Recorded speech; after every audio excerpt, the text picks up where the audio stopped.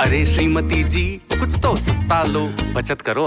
नहीं श्रीमान जी, सब बढ़िया लो, रहने दीजिए। इसमें क्या खास बात है? थोड़े में ज्यादा स्वाद, यही तो है इसकी खास बात। वाह मामा, क्या स्वाद है। अरे मेरे राजा, सबका राजा आरती और मसाला। नमस्कार। महाकुंभ और त्रिवेणी में अवगाहन, त्रिवेणी में डुबकी, इस समूचे विश्व को आकर्षित कर रहा है। प्रतिदिन लगभग 1 करोड़ श्रद्धालु संगम पहुंच रहे हैं। प्रतिदिन लगभग 1 करोड़। यह संख्या अकल्पनीय है किसी भी देश के लिए, किसी भी धर्म के लिए भी अकल्पनीय है, सनातन को छोड़कर, कि आप ऐसा कोई समागम कर पाए जिसमें प्रतिदिन 1 करोड़ लोग और 45 दिन तक ये श्रृंखला चले। लेकिन इससे अब कांग्रेस को ऐतराज है। जी हां, कांग्रेस के अध्यक्ष मल्लिकार्जुन खड़गे को इस बात से नाराजगी है कि संगम में डुबकी लगाने की होड़ क्यों मची है। वो इस बात से खफा है कि संगम में इतनी भीड़ क्यों हो रही है, महाकुंभ में इतना लोग क्यों जा रहे हैं। वो सवाल पूछ रहे हैं कि हजारों रुपया खर्च करके गंगा में डुबकी लगाने से क्या होगा। वो भाजपा के नेताओं से भी नाराज है कि आप डुबकी क्यों लगा रहे हैं। कुंभ से ऐतराज, संगम से ऐतराज, स्नान से ऐतराज, ध्यान से ऐतराज, मंत्र से ऐतराज, मंदिर से ऐतराज। आखिर ऐतराजों की शीर्ष श्रृंखला कहां जाके खत्म होगी। अयोध्या में जब रामलला का भव्य दिव्य नव्य मंदिर आकार ले रहा था और जब उसके लोकार्पण का समय आया, तब भी कांग्रेस यही कह रही थी कि क्यों हो रहा है, कैसे हो रहा है, इतना पैसा क्यों फूका जा रहा है, इससे क्या होगा। दो बड़े सवाल खड़े होते हैं। कुंभ उत्तर प्रदेश का मसला नहीं है, भारत का भी मसला नहीं है, वो सनातन का मसला है।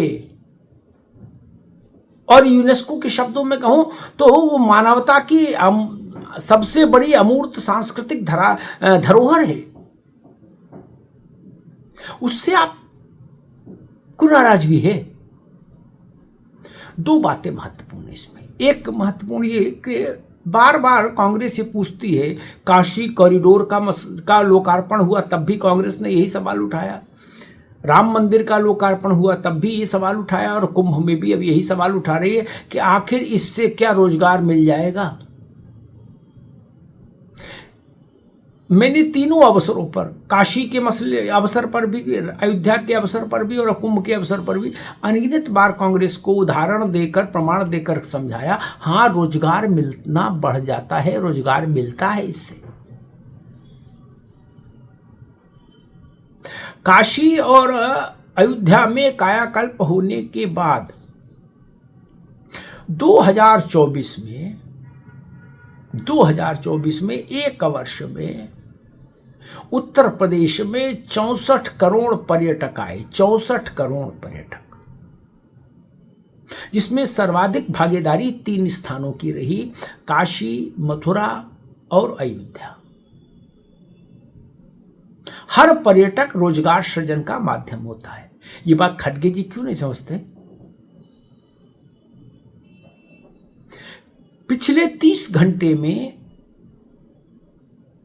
कल शाम को मुझे एक आंकड़ा भेजा गया कि पिछले 30 घंटे में, कल शाम से पिछले 30 घंटे में अयोध्या में 25 लाख से ज्यादा लोगों ने दर्शन किए रामलला के।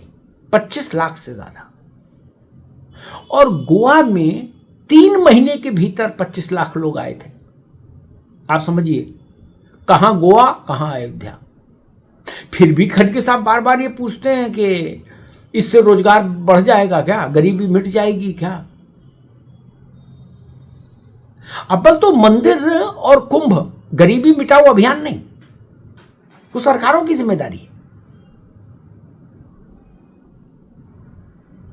या व्यक्ति के अपने कौशल का परिणाम है। मंदिर गरीबी मिटाओ आंदोलन थोड़ी ना है, लेकिन फिर भी सनातन के इन मंदिरों ने लाखों लाख लोगों के जीवन स्तर को आर्थिक तौर पर उच्चीकृत कर दिया, लाखों लाख लोगों को। अब ये आंकड़ा पता नहीं उनको क्यों नहीं समझ आता। 64 करोड़ लोग एक वर्ष में, और कुंभ में प्रतिदिन लगभग 1 करोड़ लोग। अगर एक व्यक्ति घर से घर तक, अपने घर से कुंभ के लिए निकला, फिर कुंभ से वापस घर तक गया, उस दौरान 3000 रुपए खर्च करता है, एक ऐसा आंकलन है। तो 3000 गुणे 1 करोड़ प्रतिदिन, इतने की अर्थव्यवस्था का चक्का मिनिमम घूम रहा है, न्यूनतम। खड़गे जी सुन लीजिए, कांग्रेस को सुनना चाहिए।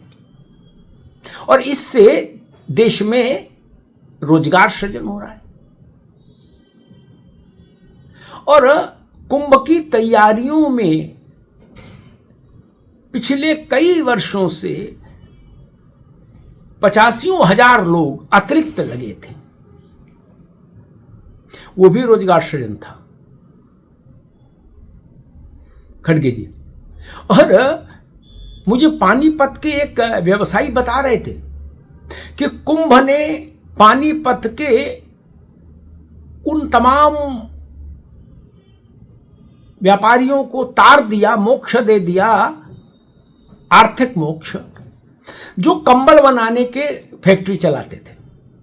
वो कह रहे उतना कंबल बना नहीं पा रहे, रात दिन फैक्ट्री चल रही है, ओवर टाइम हो रहा है, जितना कंबल की डिमांड है कुंभ में बांटने के लिए, दान के लिए। ये रोजगार सृजन है। ऐसे में 1000 उदाहरण दे सकता हूं, 1000।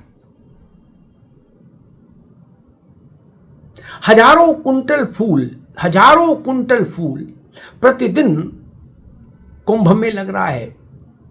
वो कहीं पैदा हो रहा है, जहां पैदा हो रहा है उस खेत के मालिक की आय बढ़ी, जो उसकी देखरेख कर रहा है फसल की, उसकी आय बढ़ी, जो फूलों को तोड़ रहा है, छांट बीन रहा है, तोड़ रहा है, मंडी ला रहा, उसकी आय बढ़ी, और मंडी में जो उसको बेच रहा है उसकी आय बढ़ी, और जो मंडी से लेकर आया और जिसने कुंभ में आपूर्ति की फूलों की, उसकी आय बढ़ी। एक श्रृंखला है, एक चेन है। और कांग्रेस पूछ रही है कि इससे क्या रोजगार मिलेगा? इसी से रोजगार मिला है, इससे रोजगार मिलेगा नहीं, इसी से रोजगार मिला है, और अद्भुत मिला है। अयोध्या जाइए, कायाकल्प दिखता है लोगों के जीवन स्तर में। काशी जाइए, कायाकल्प दिखता है। और कुंभ ने तो पूरे भारत की अर्थव्यवस्था को मथ कर रख दिया है। और अंत में एक प्रश्न ये जो बड़ा है और कड़ा है, इसलिए अंत में पूछ रहा हूं, क्या गांधी परिवार या कांग्रेस के मुखिया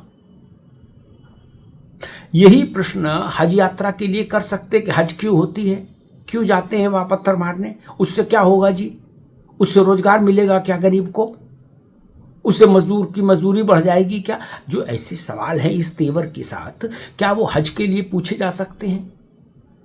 या जो सवाल आप राम मंदिर के बनने पर पूछ रहे थे, मैं विपक्ष के मित्रों से कहूंगा, या काशी कॉरिडोर के बनने के समय पूछ रहे थे कि इससे क्या होगा, क्या देश में कहीं नई मस्जिद या नया चर्च बनते समय आप ये सवाल दोहरा पाएंगे कि इस मस्जिद के बनने से क्या होगा, इस चर्च के बनने से क्या होगा? अगर आप में ये साहस है तो फिर मंदिर पर सवाल उठाना भी जायज है आपका, ठीक है, अभिव्यक्ति की स्वतंत्रता का सम्मान होगा आपकी। लेकिन अगर वहां आप में साहस नहीं है कि आप मस्जिद के निर्माण के समय सवाल कर सकें, गिरजाघर के निर्माण के समय सवाल कर सके, गुरुद्वारे के निर्माण के समय सवाल कर सके कि क्यों बनाया जा रहा है, तो फिर आप मंदिर पर प्रश्न उठाने के अधिकारी नहीं। ये बड़ा प्रश्न, बड़ी बात थी और कड़ी बात थी, इसलिए मैंने इसको अंत में जनता के समक्ष रखा है। केवल एक धर्म को लांछित करने का काम किसी भी राजनीतिक पार्टी के लिए आत्मघाती कदम से कम नहीं है, ये ध्यान रखिए। धन्यवाद। अरे श्रीमती जी कुछ तो सस्ता लो, बचत करो। नहीं श्रीमान जी, सब बढ़िया लो, रहने दीजिए। इसमें क्या खास बात है? थोड़े में ज्यादा स्वाद, यही तो है इसकी खास बात। वाओ मामा, क्या स्वाद है। अरे मेरे राजा, सबका राजा आरती और मसाला।